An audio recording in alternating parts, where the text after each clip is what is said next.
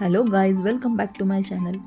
तर रोज रोज टाकायला व्हिडिओज तेच नाही दाखवायचं म्हणून मी आज पुन्हा एक नवीन व्हिडिओ आणला आहे. तर तो म्हणजे 2024च्या दिवाळीचं माझं सेलिब्रेशन. तर हे माझे जे काही घरातले दिवाळीमधले डेकोरेशन म्हणा किंवा दिवाळीमध्ये घरात केलेली पूजा किंवा अजून काही मी दिवाळीमध्ये ॲक्टिव्हिटी केल्या त्याचं थोडेफार छोटे छोटे शॉर्ट क्लिप्स आहेत.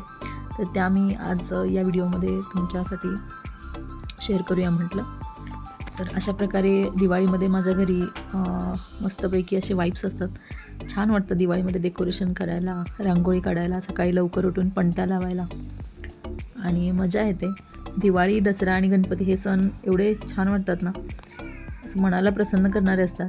आता पावसाळा पण सुरू झालं, वटपौर्णिमा झाली किंवा बैलपोळा झाला की सगळ्या सणांची सुरुवात चालू होते. तर सगळे सण एकापाठोपाठ यायला चालू होतात.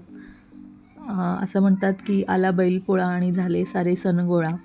तर अशा प्रकारे बैलपोळा झाला की रक्षाबंधन, परत गणपती, परत दसरा, दिवाळी असे सण एकापाठोपाठ यायला लागतात आणि वातावरण पण ते तसं सुरू होतं. श्रावण महिना सुरू झाला की तशी वातावरणामध्ये लगबग पण चालू होते आणि ती हिरवळ म्हणा, खूप निसर्गाने छान रचना केली आहे, तर ती त्याप्रमाणे सुरू असते.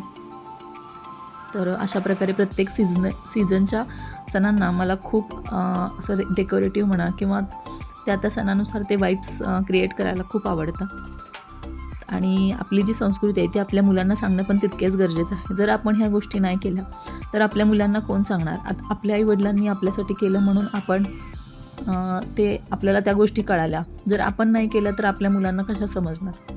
तर ह्या सगळ्या गोष्टी मुलांना समजण्यासाठी, आता तनिष्का पण मोठी होते तर तिला पण ह्या सगळ्या गोष्टी कळण्यासाठी किंवा राया पण मोठा होतो आहे, त्यांच्यासाठी मी ह्या सगळ्या गोष्टी करत असते. तर तुम्ही पण तुमच्या मुलांना आवर्जून ह्या सगळ्या गोष्टींची माहिती द्या.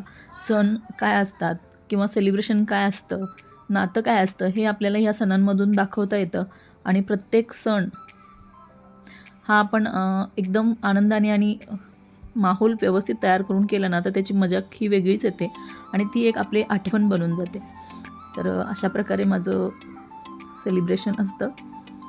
तर आजच्या व्हिडिओमध्ये एवढंच. भेटू उद्याच्या व्हिडिओमध्ये. Bye bye.